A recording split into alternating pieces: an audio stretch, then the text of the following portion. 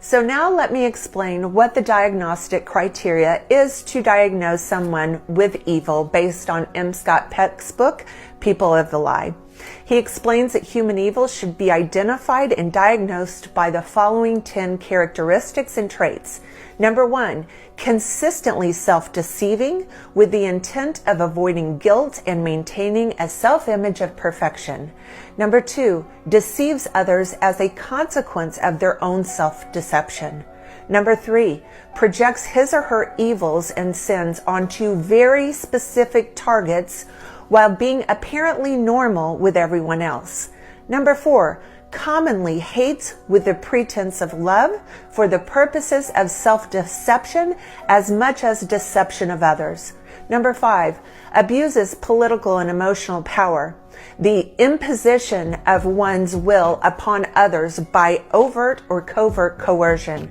Number 6, maintains a high level of respectability and lies incessantly in order to do so.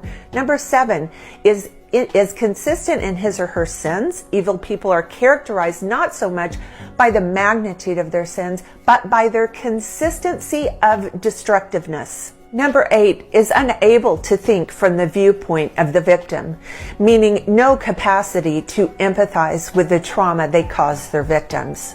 Number 9, has a covert intolerance to criticism and other forms of narcissistic injury.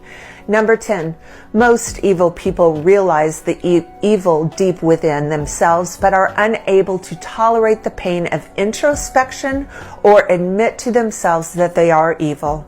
Thus, they consistently run away from their evil by putting themselves into a position of moral superiority and putting the focus of evil on others. These are the 10 characteristics to determine if a human being is evil by M. Scott Peck's standards.